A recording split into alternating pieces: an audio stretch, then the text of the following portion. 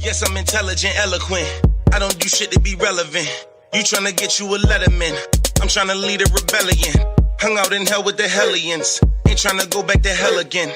Kelsey, I'm covered in melanin. I'm not ashamed of my skeletons. I'm not no alien. Really, I'm light years ahead of them. All the conspiracy said I was settling. Tell them to show you the proof and the evidence. You be the judge. When the professor was lecturing, my interest was in how to go run up a check. I had the respect, and even without having the money, I already knew what it was. Yeah, that right there was Big Landlord, no dummy. And this is Cards Face Up Podcast. I am your host, Mr. Ty Hill, a.k.a. I'm tired of this COVID shit. And it's your girl, Carmen, Little Miss Incense and Sage. I'm on my Zen shit today. You go, girl. So, how you doing this week, Carmen? I'm good. And you? You know, you gotta check on the motherfuckers' well-being nowadays, you dig? How's life treating you? COVID got me tired.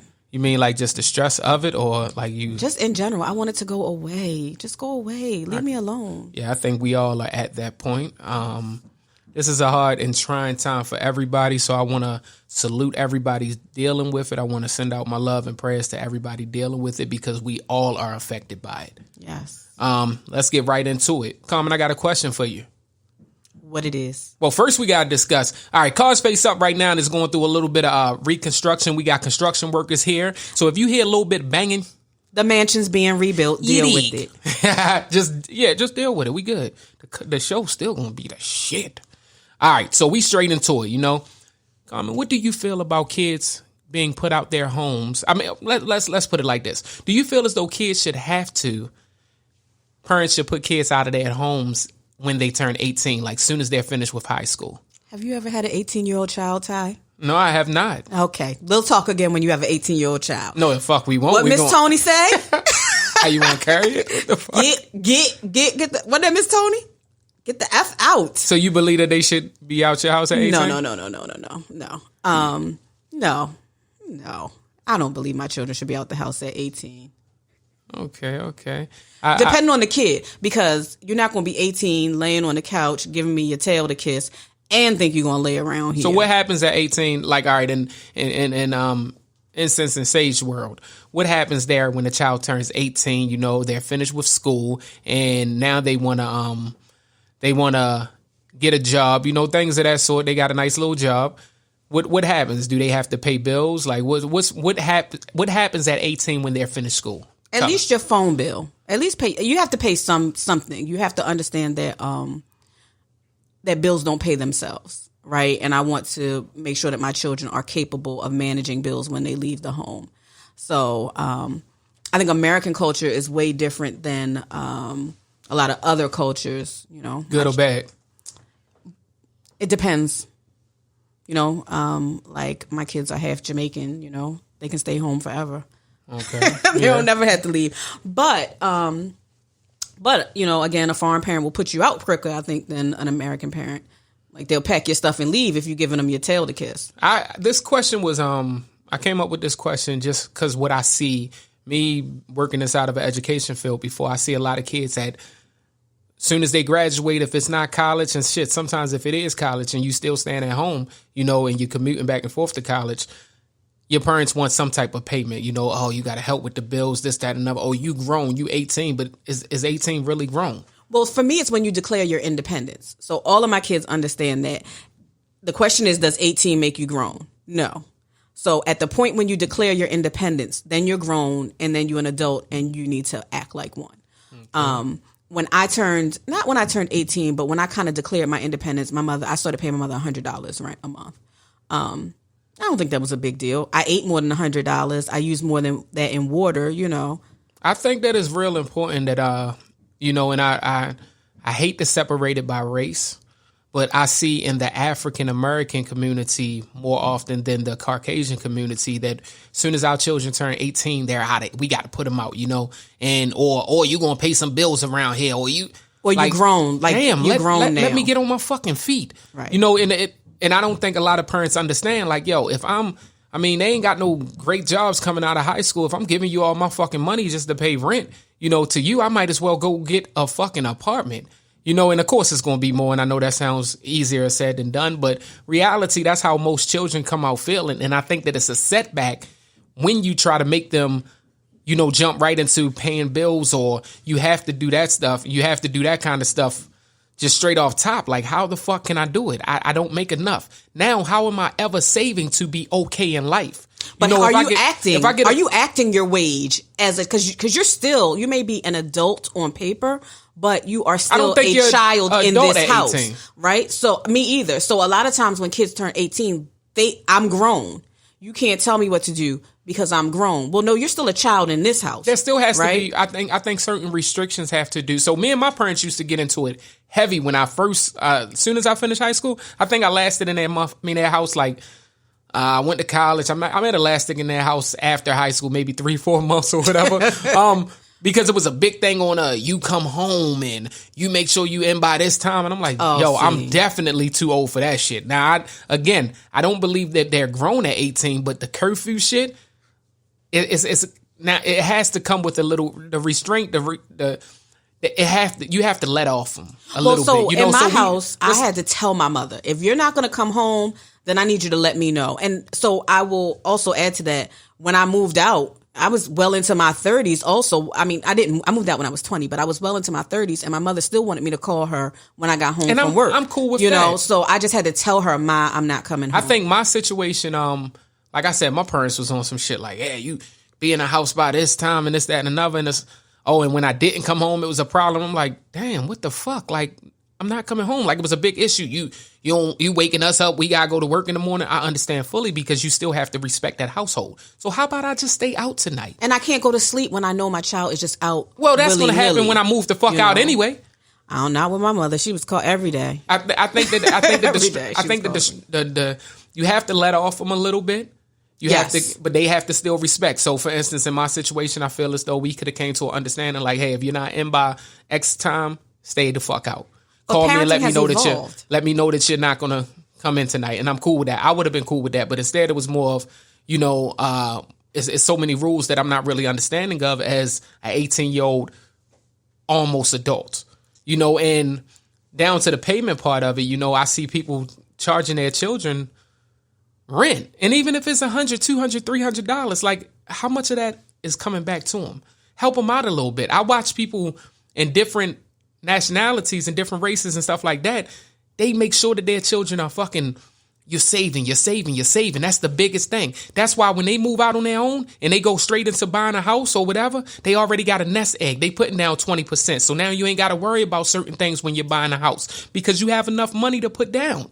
Let's get this. At some point, I'd like to pull the statistics on that because we always say, other cultures. Other cultures are in different situations than the average African American family. But B, I don't necessarily know that other cultures are always giving that much. They may foster an environment where you can save, but I don't know that they're always giving that much. I think I think we know for fact, even without pulling any type of numbers, that my Korean aunt didn't give her kids money they didn't have 20% down on a house when they moved out. Like, you also said they let you stay there till you was 30 and shit. Me? No, I moved out when I was 20. Then they let you come back. See, that's a difference. In most black households, once you move out, you ain't coming back. Your shit was already different. You showing us right there. Right. But my mother is African American, so I don't have that experience. I did pay her $100 a month. I also was living there with a kid, and I didn't see anything wrong with contributing to the household that you live in. I don't think that's an issue. I think that you should really allow your kids to learn what saving is, to learn how to be responsible.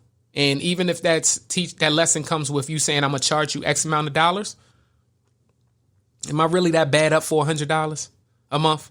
I don't think she was bad. She wasn't hard up for $100. Exactly. So what I'm going to do is I'm going to put that $100 into a nest egg. I'm going to save that for you. So however long you stay there, I'm going to make sure you don't know that I'm saving it. But when you're ready to go on your own, I'm going to bring that back to you like, look, shorty, that's all yours. You have saved this. Now you know what something as simple as $100. Now you can see what that can do. I agree with that. But I will say my mother had the same practice when she turned 18, well, not she went to college. When she came back home, you know, she had to pay her parents a little bit of money a month. And what she said was that, like, her father raised her to never not pay your rent. Like, you understand what it's like when the first of the month comes and your money is due on the first of the month. You will never go out and live at somebody else's home and not pay your rent on the first of the month or your mortgage on the first of the month. Right. And so I think that you could probably find a good middle ground, like you said, if you're saving that money for them and they don't know about it. But they need to learn responsibility. So if you're paying your cell phone bill, what's $50 a month? You can't pay your cell phone bill? Man, stop fucking charging your children to live with you. No, they paying their cell phone bills. Let them fucking live with you for a couple more years. Make sure they're doing productive things with their life. I ain't saying let the motherfucker lay on the couch, because at the end of the day, I'm going to have an attitude if I keep seeing a grown-ass man on my couch at 18. But he's not grown. I was about to say that. I was about to correct it. Excuse me. Almost grown-ass man laying on my couch at 18 every motherfucking day with no type of initiative to get out there and get it. But this also goes back to what have you raised? Because the reality is, at 18 I had a job because I had a job at 13 and 14. Shit, I had one at 12. See, my kids didn't have high school jobs. That's another topic. I don't agree that you should fucking have high school jobs. I'm totally against it, but I've always had one. You know, shit, I was spending my paychecks to cop weed and coke just to fucking be able to hustle and make another fucking flip. But I don't agree with it because I feel as though it takes so much time away from what you should be doing, which is focusing on your studies, focusing on being a fucking child, enjoying life. You know, I look at situations, we might be in a group discussion with some of my friends, let's say some people I know from high school. They're still real close friends because they spent so much fucking time together. You know, they did the football games, the soccer games, baseball, whatever the fuck it was. They did all that with each other. But some of us were actually spent more time working. You know, I got a closer relationship with niggas that I worked with when I was in high school than I do with the people that I went to high school with. I worked in high school. I also had a baby in high school. So, my situation was a little different. Sounds like you were just hoeing it up. Oh. Hoeing it up with incense. And sage. Black lady, you gon' miss your buzz. Ty, come for my neck one more time. Y'all gonna hear a whole lot more than hammers banging. Yo. DMX versus motherfucking Snoop Dogg. X gave it to him. X gave it to him. Yo, I see so many different fucking reviews, which is good because reality music is what? It's what, subjective? How do they say it? It's subjective. You know, it is what that person. I mean, everybody has their own opinion of it. It's no right or wrong. I hate the corny ass shit that everybody's trying to say. You know, the popular words. We're the winners. But we are. I felt like the winner. Neither are a loser. We're the winner. I felt like we were the winner. It's a competition. I got a homeboy that always be like, yo, y'all already got y'all mind up who gonna win before the shit even happen. Because we know their discography. Like, what the heck? I know who the fuck I want to win. Like, reality, nigga. If I'm looking at a fucking sports game and I know this fucking team loses every fucking game and the other team wins every fucking game, I guess I'm going with the team that's going to win. Come on now. We all go in. But with this shit, my opinion, X fuck Snoop up. Hands down. Now, it was a wonderful battle. No disrespect to Snoop Dogg, one of the motherfucking kings of hip hop. Legendary, everything he has done. Still gives a great show. And he was being nice. He didn't do too much new shit. Because let's keep in mind, Snoop could have started his fucking his 20 songs at 2008 and still had 20, and X would have been dropped off because he didn't have too much music, especially popular music. But I think niggas forget, man, we got motherfucking DMX who dropped 2 albums in the same year. Do we not remember how big this was? X was dominating. And it is so hands down, I don't think there's another artist who has the emotion. Like when he said bleed on the paper, I was like, that's it. He did more than bleed on the paper. X literally like cut his chest open and pulled his heart out. He's always been that. He always gave you him. You knew who Earl was. Exactly. You know, like that's the and difference. The trauma that he's been through. Like you could feel all of that. And then he had this energy. Like I've never seen another artist with the same energy as X. Just I don't think it exists. I don't think that truth exists in too many people. No, you know, they don't know themselves that well. You know, X. It ain't shit that I heard from X that I thought was something he made up. Right. I thought everything that nigga said was real, and if it wasn't, I think he at least knew the person that did it. Like this nigga, it just felt like it was from the heart. And again, no disrespect to Snoop. Snoop has never been, to me, one of the people that I'm listening to. And it wasn't because of his lack of skill, because I think he's fucking talented. I mean, his resume speaks for itself. And freestyle wise, he has always been one of the GOATs. Niggas do not give him enough respect for fucking coming off the top, but he's always been that.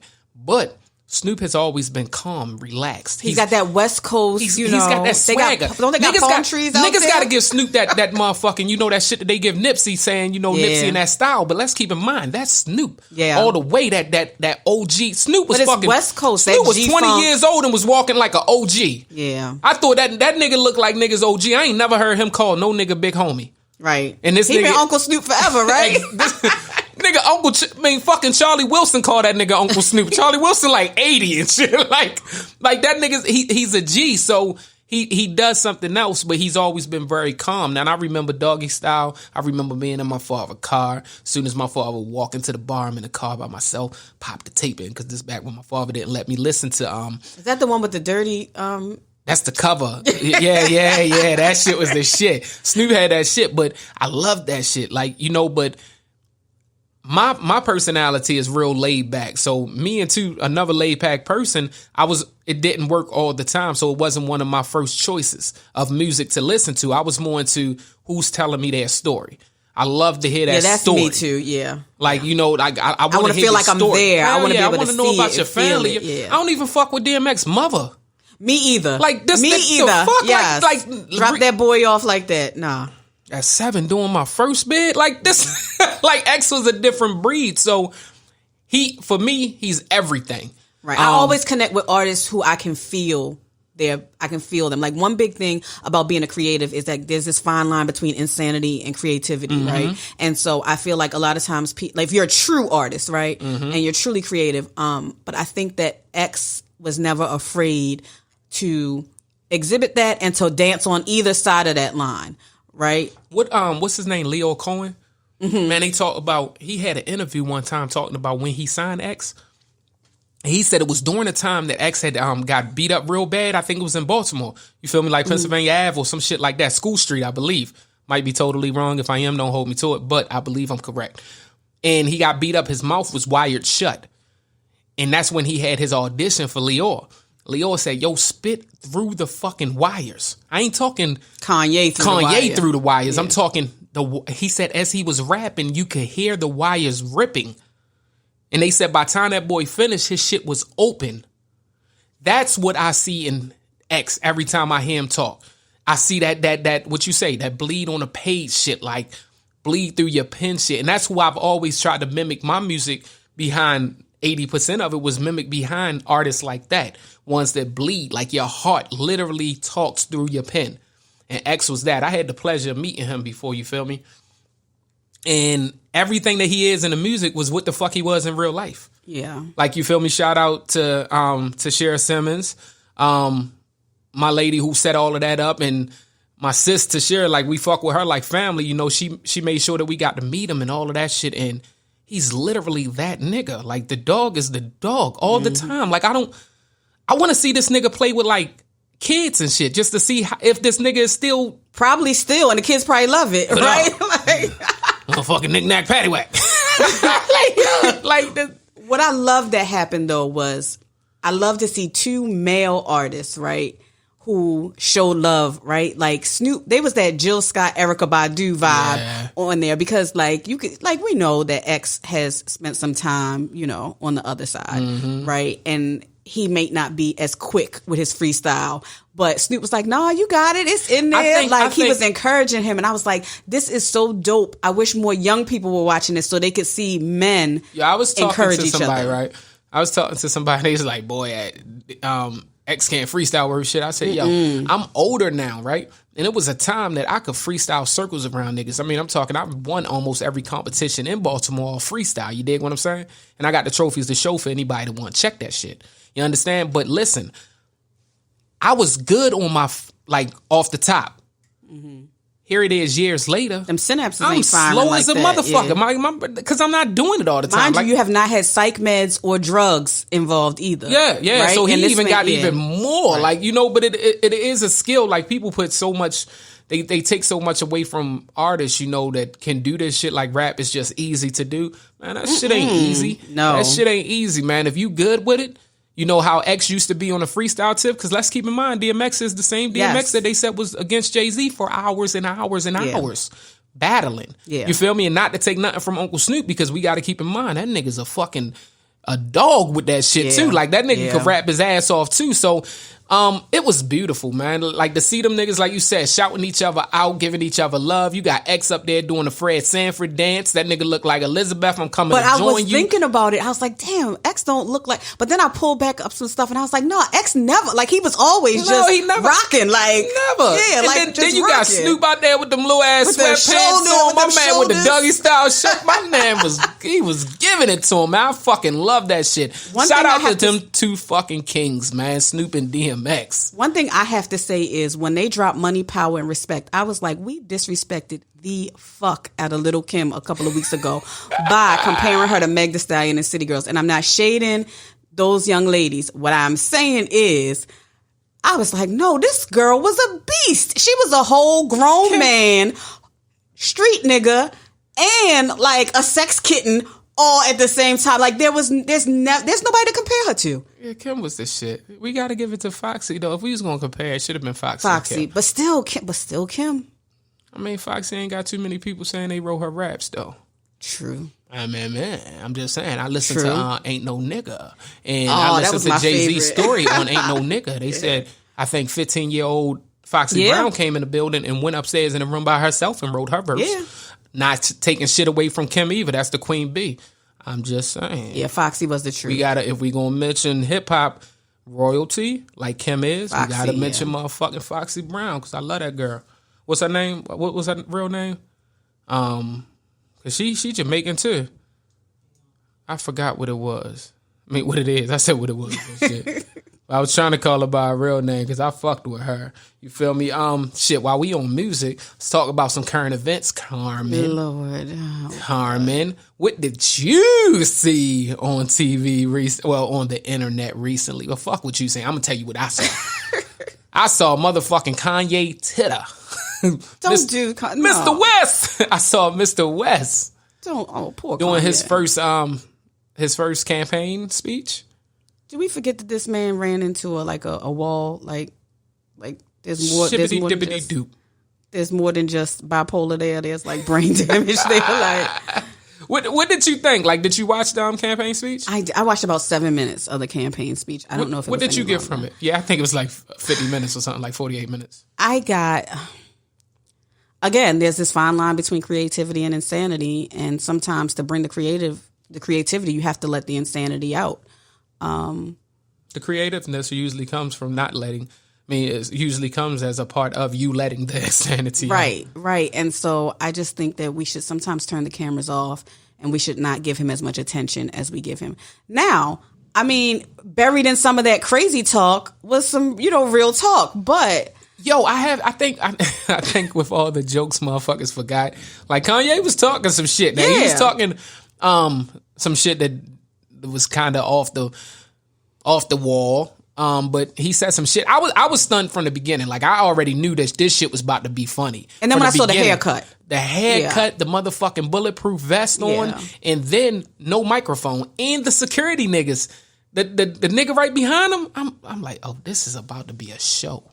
This is about to be a fucking show. So, and then before the nigga was talking, they was yelling out, Yeezy, Yeezy. I said, oh, this is a music video. I don't know what the fuck is going on. Kanye is about to perform. Oh, God. He's So such a genius. He's such a musical genius. I knew that it was fucked up, but ain't going to be crazy. Or I knew it was going to be interesting. That's better wording. From the beginning, you feel me? But I think he touched on a lot of shit.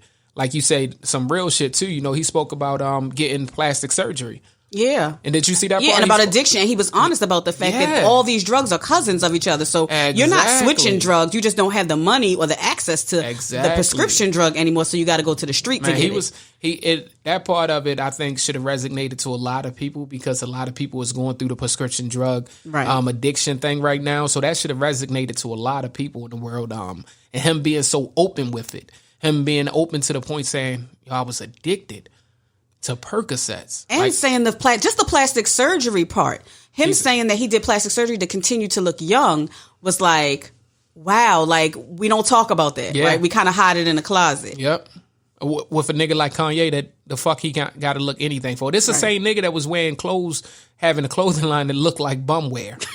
Like people are pissed. Exactly. So, his looks really didn't matter. That's the same nigga that came out with the chubby cheeks, with the jaw surgery and all of that type shit. So I don't think the looks really matter, but him just trying to keep up with those Joneses and shit like that, I think that was a real big point. I didn't like one of the part he interjected. He interjected like one of the speakers and shit. She had asked, and he said, she asked the crowd something like, y'all mind if I talk? And this nigga was like, no, it don't matter what they mind. I told you could talk. I was like, damn, Kanye, calm down, boss. Like, you got it, G, you in charge. Damn. So I didn't like that part of it. I didn't like the I'm not gonna say I didn't like the breakdown part, the whole crying over my father wanted to abort me. Like, I don't know. I think most of our fathers fuck around trying to talk our mothers into Didn't Game have a song about that? Look, check this out. Check this out. I think most of our fucking fathers wanted us aborted. You understand what I'm saying? Especially us that's in come from parents that weren't married. You feel me? Let alone a lot of us come from parent households that ain't never lived the fuck together. So most of our fathers probably wanted us. I don't think he should have put their business on there, especially with the child getting older. And then he started talking about how he wanted to abort the daughter. And like, she's getting older. She gonna see this shit. We in the land of the internet. Nigga, but do we hide? I mean, like, do you hide this stuff? Like, my dad wanted to abort me, but if he had have aborted me, there would be no Kanye. Right? And how would the world have suffered? Like, we laugh at Kanye, but like the whole 2000s was Kanye, right? And that's music though. You understand? But music is important. It's very important. But what I'm saying is, when a void isn't filled, when a void is absent, it gets filled. So we would have had something else too. Right. But what I'm saying is, like, you have to remember, I'm not anti-abortion. So let me Kanye gave us pastime. He didn't. Again, Kanye is one of the greats and fucking musical genius who I love. Fucking College Dropout was one of my favorite fucking CDs. Slave Ship was one of my favorite songs ever because I think at that time I might have been working at the mall, and when What's the Name came on, if this manager assaults me again, I will be assaulting him. That was my shit. That nigga said after I fuck the manager up, then I'm going to short the register up. Yeah. That was my shit. So I love that whole project. I love 808. What is it? 808 Heartbreaks and shit. Like I caught on to that one late. Like I didn't want to hear it.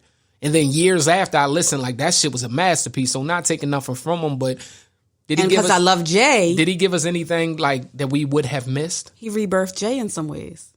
No, the fuck he did. He did. Nobody rebirthed Jay. Okay, Jay never died, but he repackaged Jay. I hear motherfuckers he gave Jay a make. No, he didn't. Okay, make another hole. A makeover. He gave Jay a makeover. Jay was going. Jay has recreated himself every 3 years any motherfucking way. But he did give him a makeover. I'm flicking the rap, check out the black, check out the black, G. Now check out the name, check out the A, check out the drop, Z. Like this nigga, like niggas don't even remember that Jay-Z. But niggas remember Ain't No Nigga Like the One I Got. My favorite. That was literally like a year apart. Like they was damn near on the same CDs. Like my favorite. So Jay has always rebirthed himself. We can't get it. But he gave us a different Jay, as Jay moved into that more grown Jay-Z. He did give us a different sound. Man. He gave Jay-Z a different sound. And so I just think that I like what he did. I like what he said. I like that he was honest and that he was able to be emotional in front of people. But I just said, like, he's manic. He is. My only problem with Kanye and some of the shit that he does has always been, is this another one of Kanye antics to sell some shit? Always. So it's like, last time, scoopity shoopity poop. The fucking with Trump shit. The fucking all that shit. But did you hear Pusha T talk about that though? No. he was saying like Kanye was like, I mean, I could say anything. And you know what I mean? Like, and that's where the poopity scoop, like that's where it came from. Though, it wasn't like he was like serious about it. But sadly though, I agree. Yeah. So that's why sometimes I'm irritated by like, yo, Kanye, do we really need the antics that come along with your genius? Do we really need the antics with him? And then I'm like, all right, he definitely suffers from some sort of mental illness, you know, and that's not my place to point it out. But at the end of the day, how much of it is the mental illness and how much of it is I don't want to be back 500 million in the hole? Like, it's a mixture, I think, and you can't. I think it all swirls into one. But think when you're in your creative process, right? Like, and you're writing, and you know, like you're in your zone, and like the world opens up, and you see the world with different eyes, and you start talking about shit. You sit down, and have a real conversation. That's a whole different conversation, a whole different tie, probably. Because I know for Carmen, I'm everywhere when I'm in my creative zone, right? And I see everything, I hear everything different, I read differently. And so he's also manic, clearly, right? So not only is the world looking different because of creativity and art, but because of mania. Right. Right. And then isolation, because he's out there, where is he at? Utah or something? Yeah, he's on the ranch. Right. That's what my man said. He said he's on the ranch. So with that peace comes isolation, and then you get to continue to think and hear. You know what I mean? So I just think, pray for Kanye, y'all. Yeah, I think Ye, it's funny because, you know, we're gonna laugh and joke about the crazy antics that he pulls, you know, or situations like this when he get on stage and he's crying. And he's upbeat 1 minute, then he's crying again, and it's some crazy shit like, I could have been aborted. I couldn't. That's most of us. Not to take nothing from us, but the same nigga like myself that's laughing at it, it's probably I'm part of the problem in our community, you know, and everybody else that's laughing at it. So let's discuss some more serious, or let's go on to a more serious part of that, which is why are we in our community so against any type of mental health treatment? You know, and I say mental health treatment because him going out on that stage and talking, me being a former artist, I know what that means. I know what having people there to listen and you being able to fucking be the focal at that time. And living your life out loud. You just tell them like, look, I'm going through this. Now, granted, I don't know if that's why I say the antics. I don't agree when he do it all the time, because we would literally sign up for a show if Kanye be like, I just want to talk to y'all. We would all fucking be there to listen. Like, you dig what I'm saying? Mask and all, COVID, fuck it. But we would be there. And it's like, did I need to campaign for it? Are you really trying to run for president? So, but it does fall back onto what I'm saying is, why are we in our community so judgmental of any type of mental health treatment? You know, therapy, all of that type of stuff. Why are we so against it? First of all, we just got access to it yesterday, right? Yesterday, we just stopped worrying about, are we going to have a place to live or not, right? Like, our journey is not the same journey as the white American. And, you know, you're always playing the race card, but it's serious. And then, you know, we're afraid of doctors because they have historically experimented us and not treated us well. We're afraid to to let outside people into what's happening in our community, because are they going to take our kids? You know what I mean? Like, we have real fears, and we've also been indoctrinated that we don't like that. Oh, white people get depression. You know what I mean? Like, I remember, like nervous breakdowns. Mm-hmm. White women do that. Black women, we don't have time to do that. Right. I remember saying one time, like, I would schedule a breakdown, but I don't have time right now. Shit, that's deep. Yeah. That's deep. That's most of us fucking. I mean, that correlates right back to fucking us and working. You know how many times you want to call out sick and you're like, fuck, I can't even afford to be sick. Nigga, parents been telling their kids in our community, I can't afford to die. Mm-hmm. For generations after generations. So yeah, you speaking some shit right now. Continue. My apologies. No. And so there's just a stigma to it. Like, we don't do that. And then I don't think that we're studied enough. And even if we were studied enough, we wouldn't be honest enough. So I just think there's so many social factors that go into it that we're kind of afraid to sit in that space. Now, me, you know, I'm not afraid. I think therapy is an awesome thing. I think behavioral health management and professionals, when you find the right fit, are awesome, and they really help your journey. Anything from time management all the way up to things like Kanye, manic depression, and psychosis. That was big just now too. You talking some shit today, Carmen, because that was another big ass thing you just now said. You just now said something as simple as time management is a form of mental health, right? Right. They can help you with that. Yeah. It's still something that you can be. So even though, a lot of stigmas that we have in our community is we don't need it because this, or we're not that, or, we don't fit this category. All of us need help on something as simple as fucking time management, right? Most of us, I'm going to say most of us can benefit from that, and I think the stigmas on it, it's way more negative than positive. Yes. You rarely hear a motherfucker say, oh, therapy helps me out. Motherfuckers, who I respect? I respect my friends that suffer and they're big out there for bipolarness, and they're big in talking about their shit. They don't care, and they suffer from it, but they're open with it. I would have been killed y'all motherfuckers if I ain't go to therapy this week. Right. Like, I love that type of shit. Not the fact that you thinking about it because I might be in the motherfuckers that you want to kill. I'm not promoting your violent. But that you love yourself and everyone else enough to manage yourself well. Exactly. And I respect y'all, man. And I think it needs to be more talks in our community about seeking that help. And in our churches.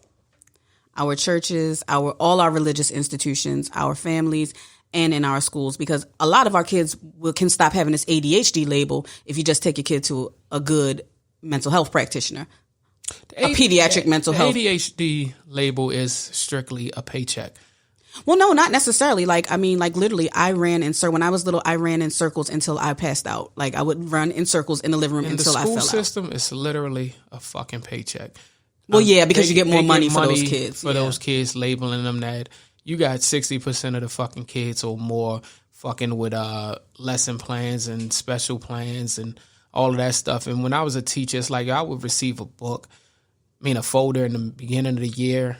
And let's say I got 190 students that year, right? 30 per class, 35 per class, whatever, six classes or whatever. Say I got 190, 180 students. I would get a special plan for like 80 of the students. Like, how the fuck do I teach? Like, how, literally. Right. Everybody. This person needs a calculator every time we test. This person needs marbles every time we test. This person needs to be able to get up and walk around every time we test. This person needs to be able to take their shoes off. Like, and not knocking no one. I just believe that a lot of people would benefit way more to say, fuck that title and actually get to the root of some of these problems, which would be that mental health. Because these same children are going to grow up and they're going to be adults in this world without anybody telling them what they have to do. And they don't have the skill set. Like, one of my children has executive functioning issues, right? And so the school was like, oh, he has ADHD. And his teacher was like, his doctor said. Every week we come in here and you know how you knock on the door and shit, ring the bell. I be waiting for you. I be like, is Carmen going to show up this week? Because her kids fuck around. If she tell one more fucking story of her children, personal fucking business, they liable to kill her. Well, you don't know which one it is. I'm just telling you, they probably going to fucking kill you. Every week I wait for it. Every week I be like, if she did this week, they going to fucking stab her. I don't know. No, because it's important, right? Because because I have a little bit of knowledge of some things doesn't mean I'm knowledgeable about everything, right? So if I didn't have a great doctor who was like, this is what they're going to say about him, it's not true. Right? This is not true. And so we had to, so we went through a lot of testing, and it's just as simple as, this area hasn't matured yet. And so now that he's older, he's fine. He can make great decisions. But I would have allowed him to have an ADHD stigma or diagnosis, and he would have never learned how to grow and to exercise that part of his brain that needed to grow, right? And so he would have been stuck in that place forever. He would have been stuck in that 4th grade place forever, right? But now he's fine. Right. Doing better than the people that they was saying was probably better than him back then. Exactly. And it was like, he was testing off the charts. So it was like, no, it's not like. I think most of us suffer from a form of something. Because there's no normal. And with us, I know me personally, I can't fucking concentrate for nothing. We got a person in here showing us cue cards. Basically, don't forget to mention this or trying to keep us on topic, right? And it's pulling you off. That's why I ain't been looking this whole episode. I can't look because once I start looking at it, trying to read it at the same time talking, my head gonna get all fucked up. And I get confused, or you'll hear it in my words because my words will slow down so I can read. You know, you understand Right. what I'm and saying? like for So- me, I can hyper focus or I can not focus at all. Right. So I can sit and hyper focus on something for hours and hours and hours and hours. But then when I'm not in that mode, I'm just snapping from thing to thing. Oh, let me do this. Let me do this. Let me do that. Well, stop and do one thing.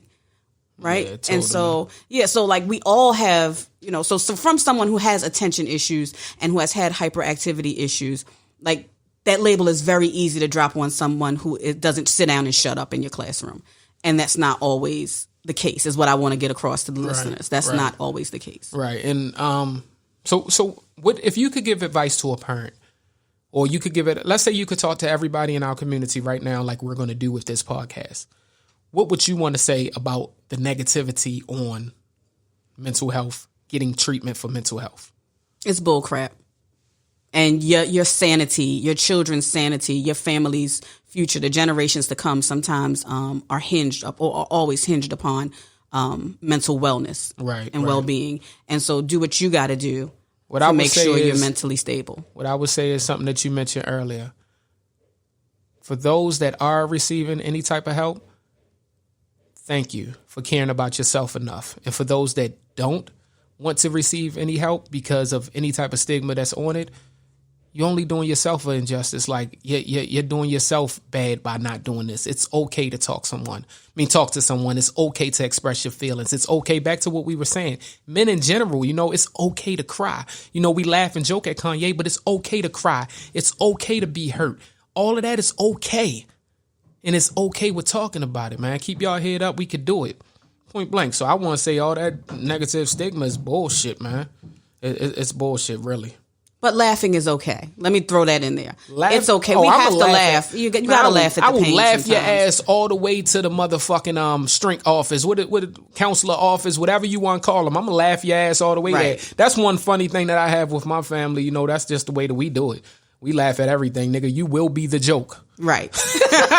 And one day I'll be the joke. Yeah, so. Point motherfucking blank and no feelings aside. So Kanye, nigga, next time you get on motherfucking stage, I could have been aborted. Nigga, I'ma laugh again.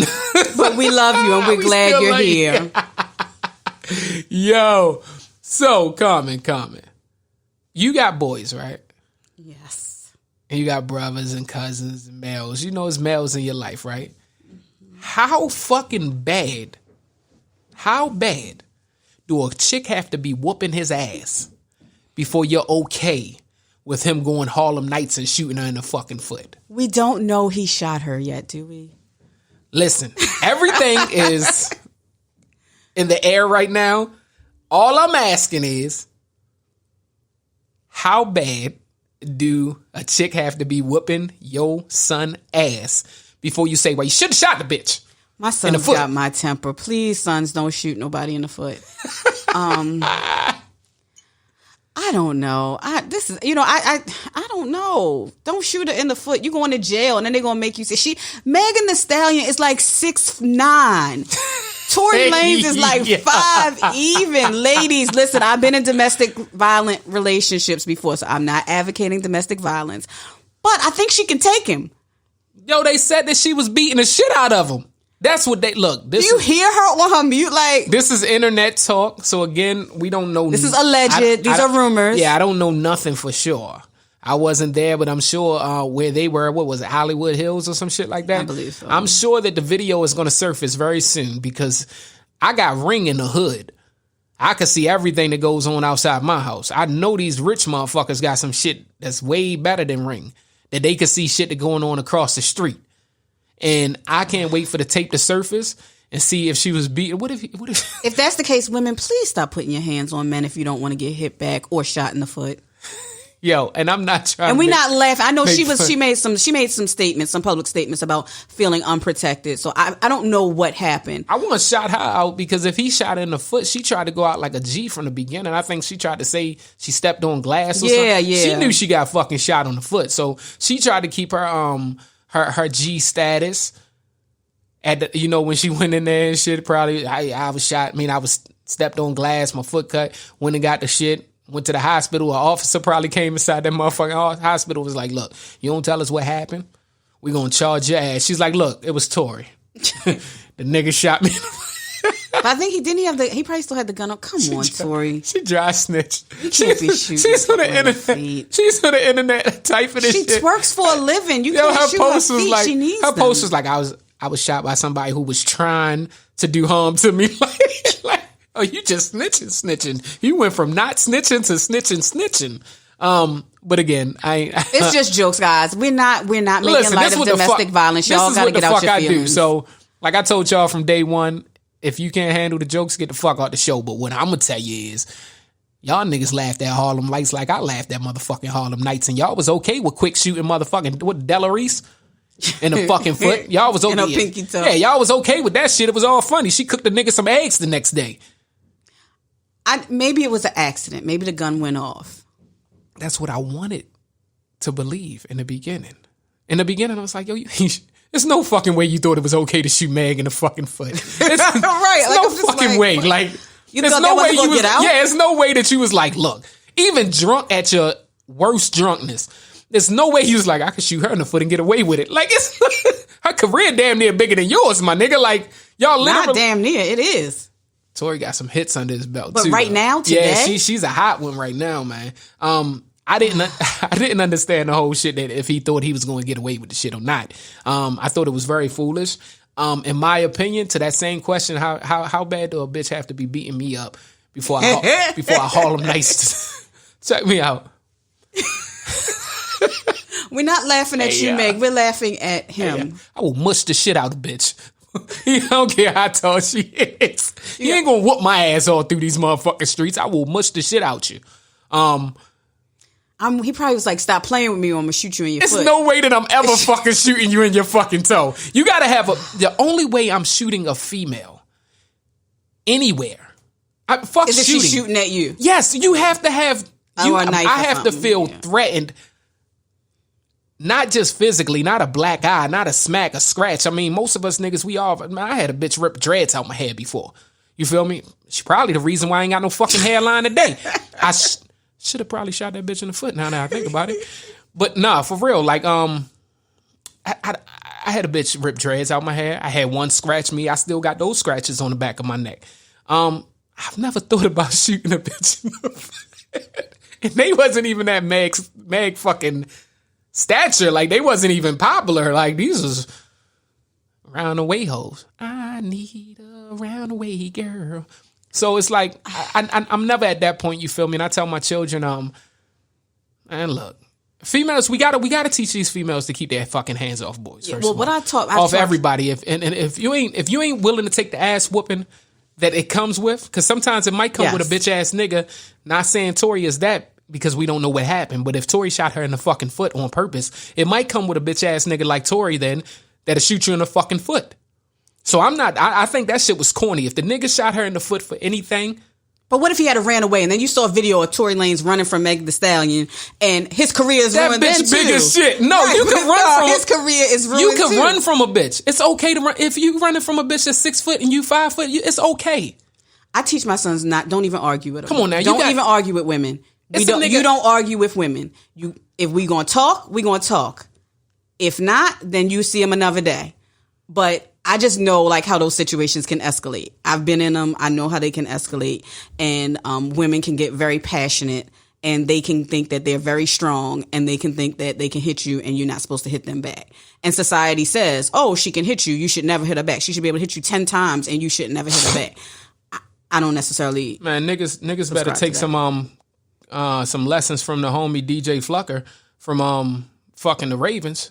You understand? What 2 days ago? He could have Ray Rice the bitch. Instead, that nigga called the police. She scratched him. They got the video. She just barely mushed him. She scratched him. This nigga got video with him bleeding and shit. Hand up. He got pictures of the blood on his hand and shit. That nigga snitch. You better learn to snitch on these bitches. Fuck that, because they'll have you locked the fuck up. Right, because the system is always going to assume that it was you, that it's the man's fault. They'll have you locked the fuck up. You better make good decisions. You better make smart decisions. But I mean, beyond all of that shit, Meg said some real shit. Why is our women not being protected? Right. I mean, you also probably said in your last song, I don't need a nigga for shit. Right. But right. So which one is it? What do you? it's confusing. Listen, it's confusing. Yeah. I need a man. I need you to reach the top shelf. I need you if somebody breaking this. Yes, I need y'all. We're not made to not need them. It's confusing as fuck. So, yeah, man, you can't go around shooting no female in the fucking foot.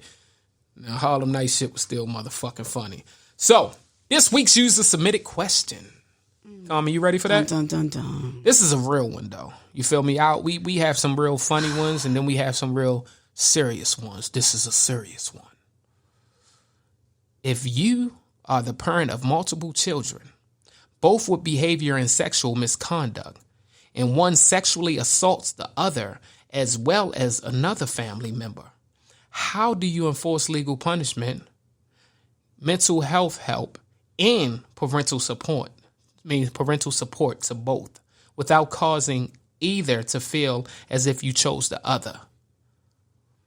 P.S. The sexual assault between the two who are over 15 are under investigation for possibly being consensual. That's a deep one. That's a deep one right there. And that one went as deep as me wanting to ask more questions, which I rarely do to any of y'all shit. We just go off of what y'all say. So my question was sexual misconduct. What do you mean for each? She said the oldest previously was accused of doing the same thing to the younger one. The same thing. The younger one has been promiscuous with both genders, as well as participating in unhealthy sexual activity with adults, which led to a STD. So basically what I'm getting from this, the girl that's accusing the older brother of sexual assault is out here freaking off too. Right, because she's been exposed to something. That's where I fell at it. Now, that's probably would have been the next question. Was this freaking off before or after the situation with the brother? And how long was the going? You don't know how long has the brother been doing it? So first of all, I pray that y'all find peace and some solution to this, some resolution to this. I think this happens more than we like to admit. And it's definitely a cycle. I think that you got to protect the victim, right? The older one is probably a victim in some way too, but you have to protect the victim in this situation and maybe reach out to other family members or loved ones to help with support for the older child. So that doesn't mean that, you never speak to your older child again, because we're trying to break a cycle and you don't want them to go out and do the same thing to other people's kids, right? You want to end this and prayerfully grow past this. But you got to rally around that one who has been victimized under your watch. Because if not, you're going to lose it all. If not, they're in you have a minor in a situation where they're not healthy and you're allowing it to happen. Do you even want the other one? If you can't do you want the son? I do. What I'm saying is all right, let's say that you lose the daughter now because she feel like she's not being supported. No, that's what I'm saying. You support her. Like the younger one, that's the one that you have to put the most into, hands on right now. But the other one, that's what I'm saying. I would say maybe reach out to family members who don't have kids in the house and say, are you comfortable with helping me rally around him too? Because I can't just leave this. This is my kid too, flesh of my flesh, bone of my bone, right? I can't just leave this one. But I can't have you around my other kid. I can't. Man, it's a scary topic because you really don't know how long it's been going on. Right. And then you got to go back to what we were speaking of earlier, the mental health aspect of it. Are you getting him treatment? Has he been getting treatment? Because it's obviously a fucking problem because he's a serial rapist. Right. It's a pattern. He's a serial rapist. He has two. Yeah. And at the end of the day, ain't no motherfucking consensual sex for my 15-year-old with her brother. And it ain't. It literally ain't.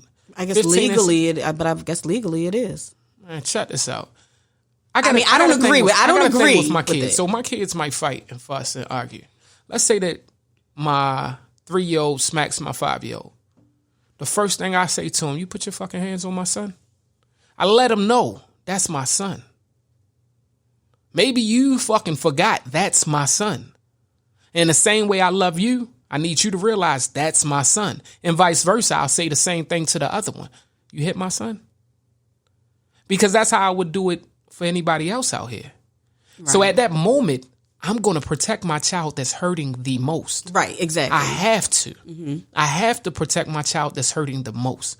And if literally right now, anything that the 15-year-old does, you're responsible for it. Yeah. Because you set this fire. So although you just set the fire in the mailbox, you can't look stupid when the shit fucking goes on the grass. But I have when a question. It goes to the neighbor house. Very unpopular.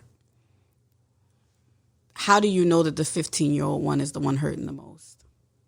That's a hard part, right? Because the older one but wait a minute, the older one may actually. And I'm not, again, my stance is you got to protect this 15-year-old one because this is the main victim in your home, right? But the older one is clearly setting a trail, of fires behind them, right? Mm-hmm. They have not been able to stop this behavior, and do they want to stop the behavior and just cannot stop, right? How long have they had this behavior and what happened to them, right? Because the 15-year-old one is going to be 18 too. So the goal here is to protect them and not let them go on to continue to create this mess. True. I think we just had a point, man. You literally, my opinion, and keep in mind, this is only the opinions of the Cards Face Up podcast. You still do what's right for you. And we haven't been there, so we don't know. Exactly. So it's easier to talk about these things than it is to go through them, and you're going through them yourself. So we got to put that disclaimer out there. My opinion personally, I'm going to protect my 15-year-old. I'm going to make sure I figure out what's going on, how she's feeling, how can we get to the root of this, because this too becomes a cycle. She's taught sex so young now. Mm-hmm. Now, granted, even if she was the ones that initiated, 15 versus a 17-year-old, the mental is not, it's a difference in it. So you have to pay attention to that. Now, for my son, I have to get him help. Yes. I have to get him help, but he's got to go in the hands of somebody else for a while. Yes, that's what because I'm not smart enough, or I'm not equipped enough to really handle this. Right. And I think that's one of the biggest fucking problems in life is families think that they're equipped to handle shit that they're not equipped to handle. You can't handle a fucking serial rapist. Right. Your prayers over top of him are just a part of things that needs to be done. Right. Your family members fucking him up and whooping his ass is just a part of things that might need to be done. But reality is back to what we said our community is missing. You need to get back into figuring out the mental state of this boy, and he needs help. And this girl. He needs help. Your daughter, you can do that when hands on. You need to be with her. You need to walk her through her journey. The other one you can't be as close to, and they're going to have a lot of years separate. They're going to have a lot of years separate. But reality, we got the story of when the lady, what did she do? The kid. She murdered her older kids because they had sexually assaulted one of her Exactly. And when I first read this, I was on some shit like that. Like, listen, that's my baby. I don't give a fuck if it was the youngest one doing it to the oldest one. The oldest one is my baby. You understand what I'm saying? So whichever one at that time I know is being wronged, I have to watch out for. I have to make sure. And like I said, I don't think you're equipped to actually handle this. Yeah, you need outside help. Yeah, so my recommendation is get outside help for the oldest one, and you need to make sure he get it right away. Ain't no fucking pussyfoot in the body. You need to make sure he get it right away. If you got to motherfucking go, take him to the help yourself. Yes. Get him there right away, because keep in mind, every second that you letting that boy stay out here, if he's not already not out here, but every second that he's out here, he's hurting somebody else. Right, because what goes on in my house does not stay in my house. Exactly. And check this out.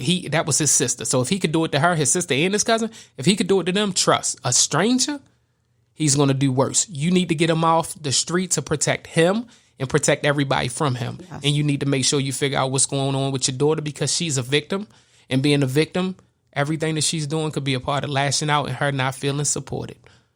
I agree. So I'm a go off of that, man. Look, yeah. So that's what we going with the Cards Face Up today. Yeah, outside help. Outside help on all ends. And that's what we going to do. Carmen, why don't you give Ed a call, man? Because Ed, where is Ed? What time is it? Yo, we got like a minute and a half left. And this motherfucker still. I hope he pick up for my number. Motherfucker, yeah, it's getting bad. Told you shouldn't even fucking hire the nigga, but you want to be nice. I mean, he does go pick stuff up for us. When? When the fuck is he? It never makes it, but he picks it up. He's a piece of shit. That's what he is. Hello? Yeah, hello. Hey, Ed. Hello? Hello. Hey, what up? Yeah, what up? Hi. Funny seeing you here. Or not seeing you here. Listen, I just landed. What? I just landed. I'm in Israel. What? What the fuck? I'm in Israel. Why the fuck This are you why in I'm Israel? Listen. You getting just baptized? Listen, yo.